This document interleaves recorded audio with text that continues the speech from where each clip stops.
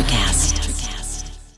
Hi, and welcome to Deep Leadership. I'm your host, John Rennie. Well, I hope all is well with you today. It is a cold Saturday morning here in North Carolina, and this episode is brought to you by our sponsors, Jeremy Clevenger Fitness and the Sasquatch Flag Company. Both of these sponsors are essential for me to be able to bring these shows to you each and every week, so I encourage you to click on the links below and give them some love. I have another great show lined up for you today, but before we get started, I just want to remind you to check out the leadership books I've written on either Amazon or my website, johnsrennie.com. This year, I'm offering a new way to purchase all of my books for a discount. I've bundled the books into what I call the Qualified Watchstander series, and you get all three books for 15% off the individual prices. This offer is only available on my website, so check it out if you're looking to step up your leadership game in 2023. Also, I wanted to remind you that Deep Leadership is now ranked in the top 100 management podcasts in the U.S., and I wanted to thank each and every one of you for listening in each week and sharing these episodes with your friends. You have helped this podcast grow into a top-performing show, so thank you very much. Well, that is it. Today, we're going to be talking about one of my favorite subjects, leading with grit. My guest today is Laurie Sudbrink. Laurie uses her experience with poor leadership in a large global company to build a successful leadership training business, and she gives us a new way to think about grit in this important conversation. So, are you ready to dive in? Let's get started.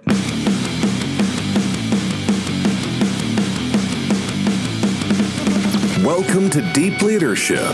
Leadership is a people business. That's the philosophy of your podcast host, John Rennie. As a former Cold War submarine officer who spent 20 plus years leading businesses in corporate America before starting his own manufacturing business, he knows that leadership matters. Are you ready for some real-world actionable advice from John as well as his expert guests? I'm ready. The show starts right now. Welcome to the Deep Leadership Podcast. Today I'm joined by Laurie Sudbrink. Laurie is the president and founder of Unlimited Coaching Solutions, which specializes in improving workplace performance. She witnessed weak leadership and communication breakdown over 15 years of working for a major company that eventually filed for bankruptcy. Determined to save other corporations from imploding, she launched and grew a training business that has helped Fortune 500s get their act together. She is the best-selling author of Leading with Grit, Inspiring Action and Accountability with Generosity, Respect, Integrity, and Truth. And Laurie is on a mission to improve lives through leadership, and I'm honored to have her on the show. So Laurie, welcome to the show. Well, thank you so much, John. I'm excited to be here. Yeah, it's good to meet you and great to have you on the show. And I love talking about grit. So this will be a fun discussion. But just, as I mentioned in the introduction, tell us a little bit about your experience with poor leadership and what put you on a path to try to change things. Yeah, well, in the organization that I worked for almost 15 years, I witnessed it. And I was there and watched when people were demoted and still kept the same pay, so they were rewarded for doing less work. I watched and even experienced myself being thrown under the bus, being, leaders not taking accountability for things, and just being wimpy, that wuss kind of leader, just not willing to speak up when things needed to be talked about. And as the organization needed to change, they weren't willing to be courageous and make those changes. And watching that and watching people suffer through that really inspired me to do this work. Yeah, interesting. I think you're right. I think a lot of times, and we talk about this on the show, a lot of times bad leadership is actually helps you become a better leader. When you observe these things that you're like, I don't ever want to see that, in my lifetime. So it actually helps you to change only because you know what not to do, right? And it sounds like you've had that experience. Yeah, so true. You learn a lot because the sting, it hurts, and you don't forget that. And you think, I am not going to treat somebody else that way, or I want to at least do my best to rise above that and not act in that way. Yeah, that's great. And I like the fact that you had this experience and you said, I'm going to do something different and I'm going to do something about it. And you did, and you've been successful in training leaders for many years now. So, and that's great. I mean, again, I think leaders who are listening in, like what's your purpose? And it sounds like you found your purpose in a bad situation. So grateful for it too, because I never knew what I wanted to be when I grew up. I remember feeling envious of everyone else who knew what they wanted to do and I didn't, and I stumbled into it. So I feel very grateful and blessed. And it's 99 is when I started my own business, and I was doing a little of it, of course, within the organization before I left. So yeah, I'm very grateful and blessed that I have found my passion. I love it. That's so good. Now, one thing, and I want to bring it up, is you actually lost 2 brothers to suicide, and I saw that in the write-up and stuff that you did, and that's just, it's hard to take, hard to believe. I'm sure that's a tough thing, but you say it impacted you, and the question I had for you is, how did that impact your thoughts about leadership and what leaders need to be doing differently through that tragedy? Yeah.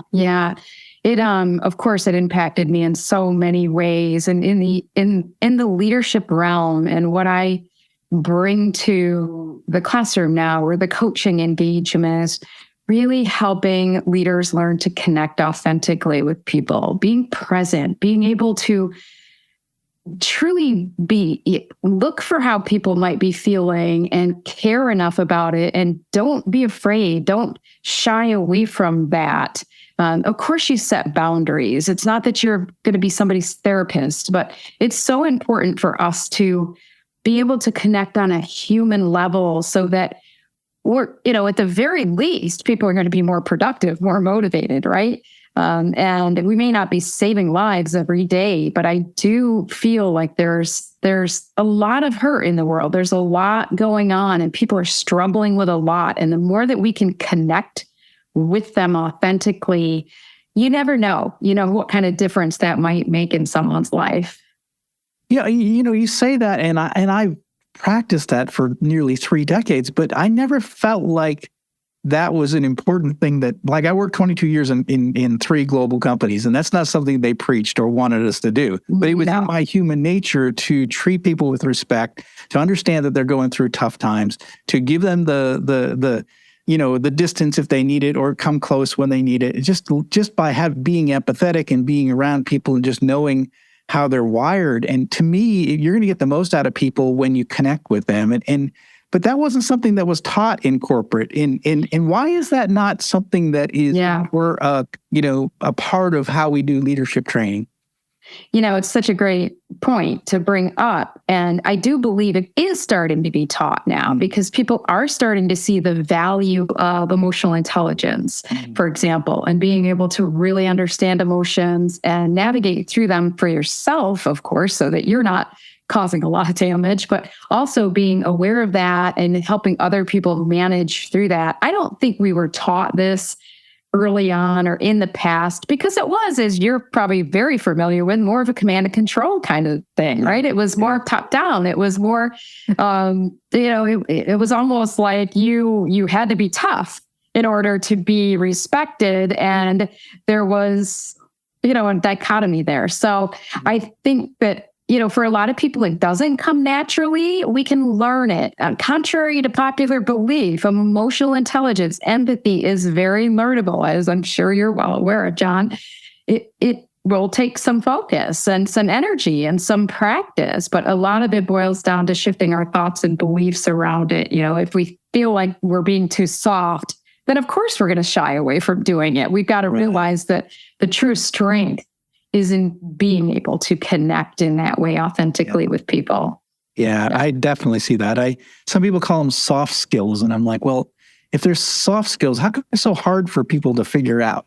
So, that's right. I've never been able to figure that out. So, that's right. So you have a book called Leading with Grit, and I'm excited to talk about it. What inspired you to put pen to paper, get this book into the world? Yeah, just getting a book out there was really the inspiration, was to be able to share this with more people, to be able to make it available for anyone who really felt motivated enough to implement this on their own. But I'll back up and say where it stemmed from was really from Don Miguel Ruiz of the Four Agreements. I'm not sure if you're familiar with him. Best-selling book. It's not a leadership book. It's a great life book. And he endorsed the front of my book. I worked with him personally for many years, and I was going to write a book based on the Four Agreements in the workplace and did a proposal to the publisher with a certification for certifying, trainers in the workplace for Four Agreements. And to my, to my surprise at the time, but also luckily for me, they said no. They actually said, we want to keep those rights. We don't want that. They had the rights for that. So that was something that I learned in my book. Don't give those rights away. So it was another benefit. But so that inspired me to take what I was doing and put it into a way that people could remember it, and people love acronyms and just something kind of catchy. And I remember my team at the time, there were 6 of us, and we were in a room brainstorming, and it had these walls painted with the whiteboard. Yes. And we were writing words all over the place and having fun with it. And all of a sudden, these 4 words popped out, and it was grit. It was generosity, respect, integrity, and truth. And that's really how that became. I was doing the work for so long, but never really had a formula or a way to put it into, an easy way for people to remember. And that circumstance that wasn't too pleasant when it happened, when I got denied, and it was pretty emotional at the time, really turned into something amazing. So I love that story, because one of the things that we think of, we want to go through life and just have successes, and we just want to be, everything works out great, everything smells like roses, perfect, but so many times the doors get slammed in our face, right? And we make a shift, and sometimes it's the best thing that ever happens to us. And I love that you shared that story, that you were denied the idea that you had, this great idea, and it was just completely shut down.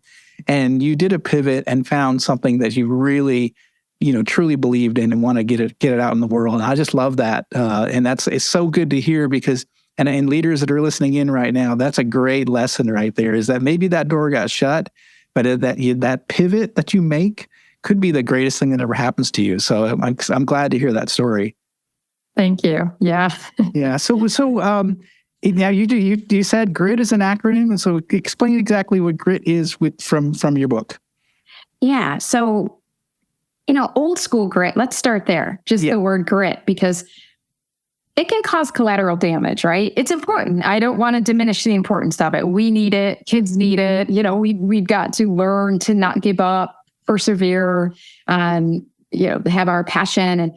But what happens is we end up just so hyper-focused sometimes on one thing that we cause collateral damage in our lives. It happens to leaders all the time. It happened to me back in college. I was working full-time. I was going to school half-time. I had a daughter, so I was single single mom at the time. And I was so hyper-focused on getting like magna cum laude, straight A's. It was crazy, really, what I was trying to do, because I had so many other priorities in my life, but for some reason, I was just thinking about that. And at the end of every semester, John, I would end up sick.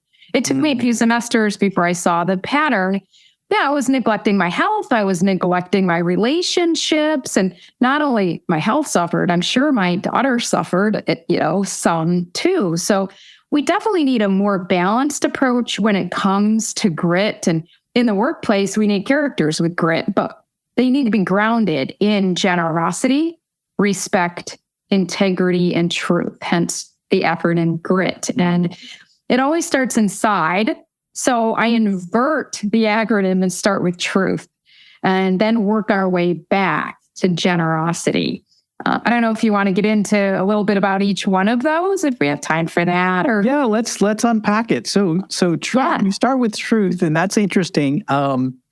Yeah, I'm curious to hear your take on truth. I have my feeling about it as well. So I'm kind of curious. So truth in how you define it in the book.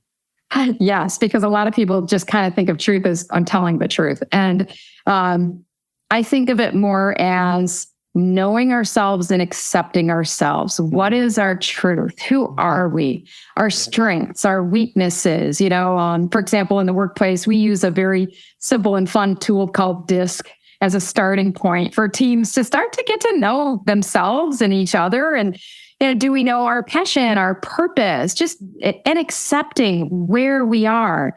And if we want to change, great, no worries. We can make some change, but we need to be able to know ourselves and accept ourselves first. That's true. And then integrity is aligning to that truth. So that would be the telling of the truth. That would be staying aligned in a way, doing what we say we're going to do. Put it that way. And if say we make a promise and we break that promise, well, we need to clean up the mess, right? We need to say we're sorry. We need to make up for that. We don't want to make a pattern out of that. And so integrity, it's not about being flawless. It's not that unattainable definition of perfection, but it's doing our best, showing up, doing our absolute best, and taking action on things. So there's a chapter in the book for each one of these that really unpacks it a lot deeper than we are today. We'll be right back after a quick word from our sponsors. Leadership skills are like any other skills. You need to practice them to get better at them. Best-selling leadership author John S. Rennie knows this. That's why he's written a new book called You Have the Watch. It's a guided journal for leaders designed to take you through an entire year of leadership training. By the end of the year, you will master 50 of the most important leadership skills. If you want to have a greater impact on the results and people in your organization, go to youhavethewatch.com and pick up your copy today. This episode is brought to you by Jeremy Clevenger Fitness. As a high-performing leader, you know that leadership isn't about telling people what to do. It's about leading by example. And for most people, the one area that they're lacking when it comes to leading by example is their health and fitness. By improving your health and fitness, every other area of your life improves. But how do you get and stay fit as a busy leader? Well, you do what you've always done. You hire the best person for the job. Don't struggle on your own. Put Jeremy Clevenger on your team. Jeremy will work with you to take your physique, mindset, nutritional habits, and more to the next level with his step-by-step, all-inclusive coaching program. Now, I've worked with Jeremy for the past year, and I'm in the best shape of my life. If you want to step up your game, reach out to Jeremy at apexperformancesystems.com to find out more and get your initial consultation scheduled with him today. This episode is brought to you by the Sasquatch Flag Company. The Sasquatch Flag Company is a family-owned business in New England that builds hand-carved American flags from seasoned white pine. Each flag is hand-built and each star on the flag is hand-hammered and chiseled. No two flags are alike. They offer a variety of flag designs to honor the police, military, firefighters, dispatchers, and search and rescue personnel, to name a few. These stunning handmade flags look great in an office, a studio, the back porch, or above the fireplace mantle. They make the perfect gift for the veteran, first responder, or patriot in your life. Now, I love these flags, and I've been giving them as gifts for years, and I was a customer long before they became a sponsor of the show. I can't recommend them enough. So if you're looking for that perfect, uniquely American-made gift to give away, or if you want to treat yourself, go to SasquatchFlags.com and get your order in today. I'm just going to say, I imagine if you find your truth and you are, and it's aligned, in other words, you have integrity where you're living your truth and acting your truth. I imagine you're an authentic person.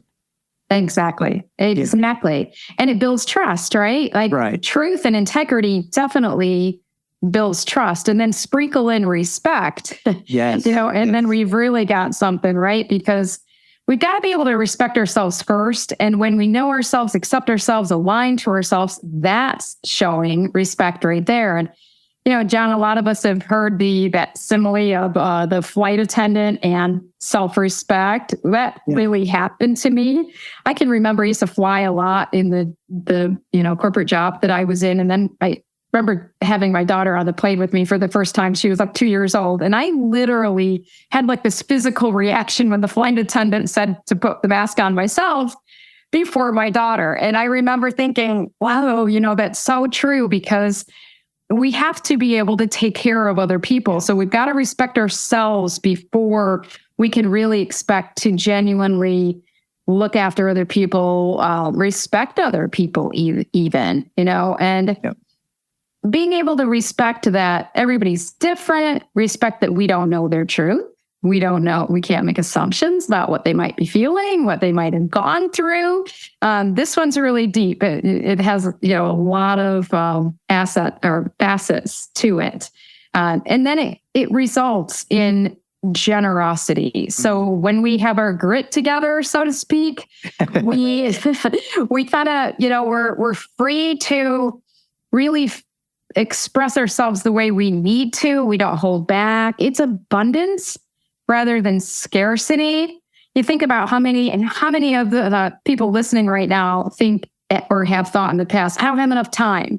And we all know that we all have the same amount of time, but it's how we spend it. And when we know our truth, we have our priorities set, we align to those, we show ourselves respect in others. It just kind of flows more naturally. We don't feel like we have to. We really want to. So when we're having those one-on-one meetings, or we're going to give feedback or something like that, it's a feeling of wanting to, not a feeling of I'm forced to or I have to. Yeah, I like that a lot. I really do. I think that, it's funny because I don't really think of generosity when I look through leadership, but, I was just thinking of my own story. I'm an entrepreneur. We have a small manufacturing plant here, but I always keep snacks in the break room. So whenever, I'll stop by the supermarket on my way in and make sure we always have something that people can munch on. And I just had one of my employees today. He's like, I really appreciate you bringing in snacks, because every once in a while I got, a sweet tooth and I want something after lunch. And I'm like, well, that's why I do it. I do it because, I care for you guys, and, and I don't even really snack too much on it, but it's more for you guys to do it. And I think when it comes to this, when you're living your truth and you have integrity, you're showing respect, the generosity, like you said, comes out of it. You just do it because you care for others, Yeah, and it flows so naturally. And it's the little things like the snacks. Am I generous with my time? Am I not multitasking? Am I taking a few moments to look somebody in the eye? Am I generous with my compliments? It's that kind of generosity.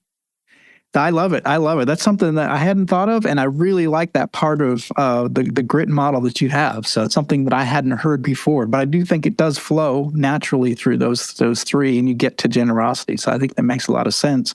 One of the things you probably know, you look at the data like I do. Gallup tells us that engagement is it's trash. It's terrible. I mean, it hasn't really gotten better. If I looked at the data for probably 10, 12 years, and it's right around 60% of employees, 60 to 70% of employees are disengaged at work, and that number doesn't change much. And so, how do you suggest some changes or some things we could do differently to get people kind of excited and engaged at work? What are some of those ideas?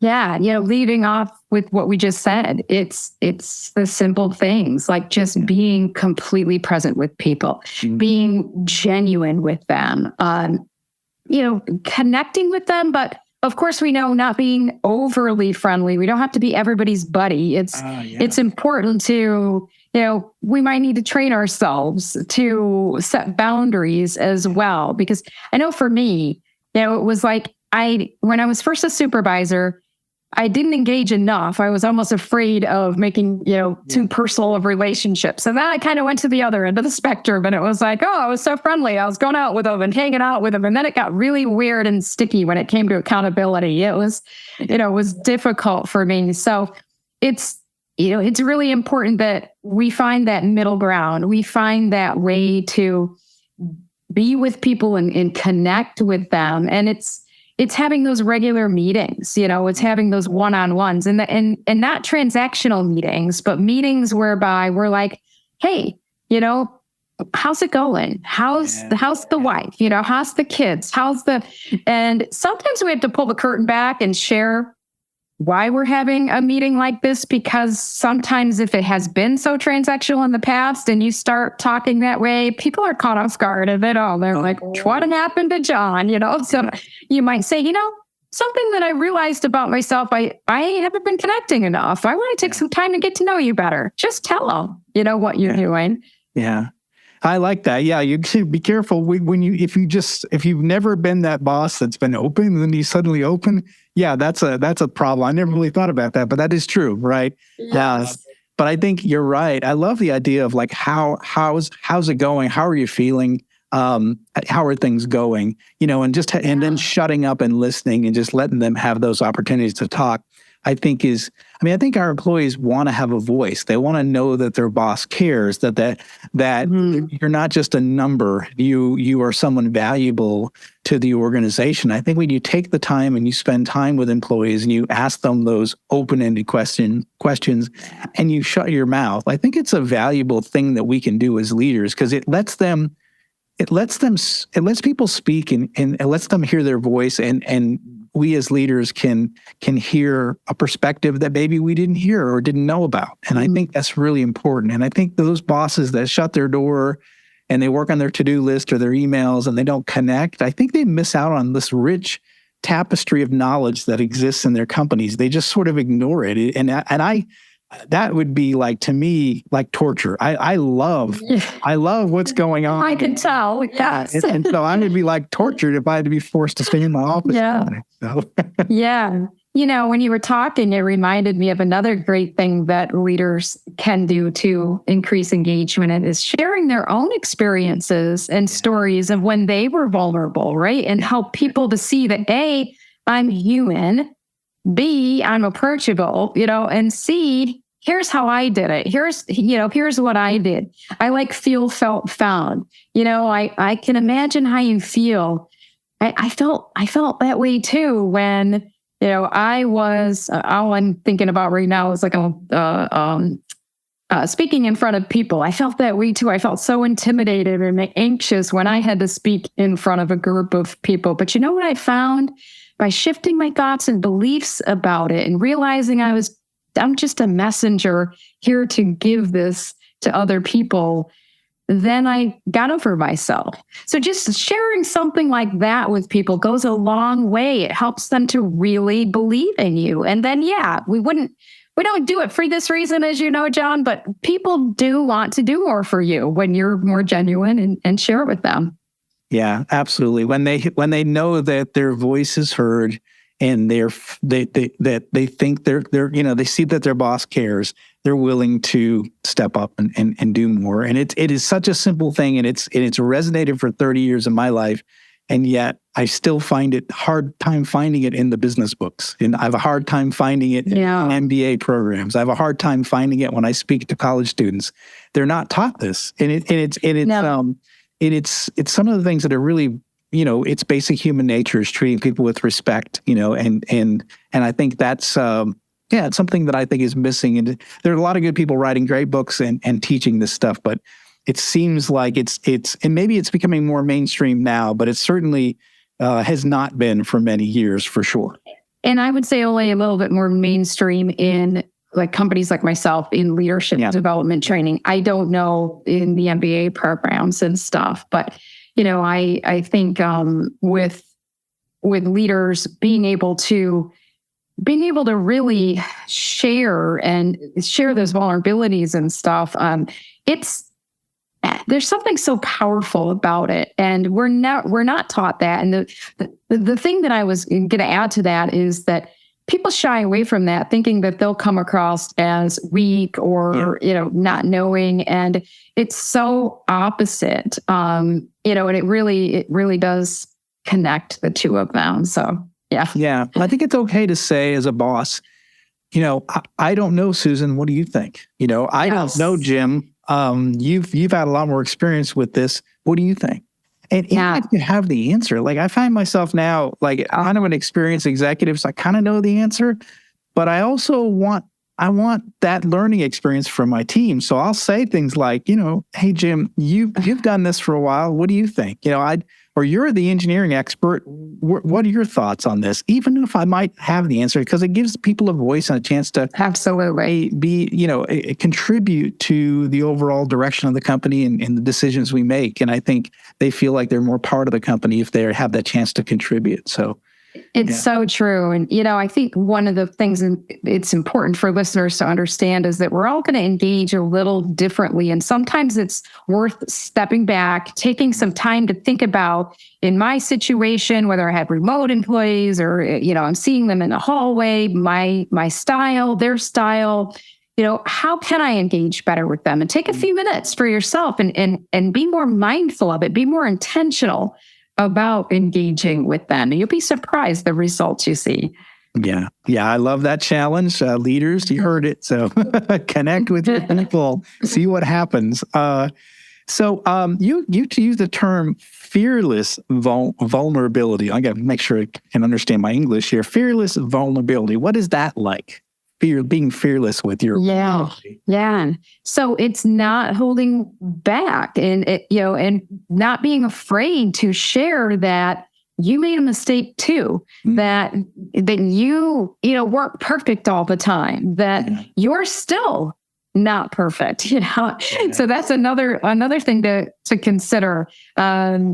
It's not always about the past. Sometimes it's helping people to see that, I've got a little fear too. Yeah, I have that too. That ironically makes you look stronger than weaker. And the trick is to really be thinking about the other person, not so much just venting about your own vulnerabilities or needing to vent yourself, but it's, how can I help this person by sharing a vulnerability with them? Because it's not, it's not like you're with your best friend and you just need to vent about something. It really does need to be intentional. And I think that's the difference. We sometimes see, like maybe on social media, people being so vulnerable and almost whiny sometimes that we want to avoid it. We don't want to come across like that. And that's not what it's about. It's being able to go about as far as you would be uncomfortable with sharing something that has a lesson for that person so that they can grow and learn from that. But it might make you a little uncomfortable too. Yeah, absolutely. I think of like it, being like a parent. I've got 2 boys and I've messed up, in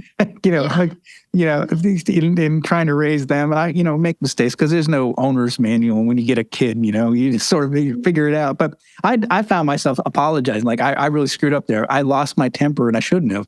And you didn't do anything wrong. I just lost my temper. I was in a bad moment. And I think when you're authentic like that, and you're willing to say you're sorry when you made a mistake, I think and again, I think it makes you more human. It makes you more real. I think the people that are trying to be this fake plastic banana kind of manager that they, like I'm a caricature of a manager and I'm not a real person. I just don't think people connect with those type of people. They connect with people who are authentic and who do screw up and then occasionally say, I'm sorry, I lost my cool there. I shouldn't have done that. And I think that that's an important part of showing that, guess what? I know you're not a perfect employee, and guess what? I'm not a perfect boss. Yeah. And such a great example of going back to integrity, and cleaning up the mess. That's the perfect example of that. And that will go miles in creating trust. Yeah, I absolutely have seen that for sure. I believe that. So what message would you like to leave to all the listeners who are listening to this conversation? They're like, I love this. I'm excited about it. Tell me more. So what kind of final message would you leave with them? Well, I would be remiss if I didn't say live and lead with grit, right? But, just being okay with being you and showing up each day and doing the best that you can and giving it your all, not too much, but making sure that you're there and you're present and you're engaged yourself, because that's really what people are looking at. You are the example. I love it. That's fantastic. And it's great way to close out this episode. How can listeners find out more about you, this book, and your company? Well, if you're on LinkedIn, I love you to follow me there and engage in conversation with me in the comments. Amazon.com/gritty stuff, GRITTYSTUFF. You can find all versions of my book, meaning audio, paperback, that kind of thing. And then my website is leadingwithgrit.com. Great. And we're going to put links in the show notes for all of those resources. This has been fantastic. Laurie, thank you for coming on the show. Thank you for sharing all this. I love this idea of grit with this generosity, respect, integrity, truth. I haven't heard it that way. And I love the fact you bring up generosity, because that's one thing we probably haven't touched on. We've talked about truth, integrity, respect, maybe, but I love how you tie in generosity as well. And that's sort of an outpouring of these three things ahead of it. I love that. I love this book. I love what you're doing. Thanks a lot for coming on the show and sharing all of this. It was truly my pleasure. Thank you for having me, John. Well, thanks again. Well, that's it for today. Thank you for listening to Deep Leadership. If you like this podcast, please subscribe and share so we can continue to build a world with better bosses. Until next time, this is John Rennie saying take care and lead well.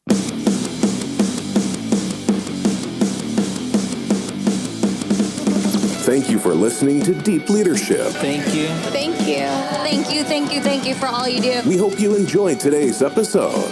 For more information and updates, please visit our website at www.deepleadershippodcast.com or johnsrennie.com.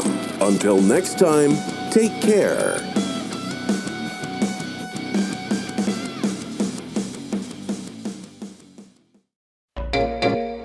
Hey there, fabulous souls. I'm Stephanie Baklaan. And I'm Eden Alpert. And we're the hosts of the brand new podcast, Unapologetically Fab. Get ready to join us on an amazing and real journey as we dive into life after 40 and own it. We're all about changing the narrative, leaning into who you are, and living a life by your own design. Join us as we embrace life unapologetically and redefine success. This is Unapologetically Fab, An Electric Cast production. See you there.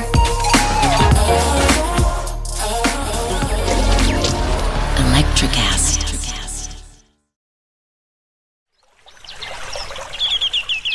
Are you passionate about saving the planet for future generations? Do you want to learn how to do it? If yes, then you need to tune in to the Nature Backed podcast. It's a talk show covering the changing world around us, from renewable energy, sustainable agriculture, circular economy, to ESG and social innovation. Don't miss this opportunity to discover how you can join the movement and make a difference. Subscribe to the Nature Backed podcast today on your favorite platform and get ready to be amazed.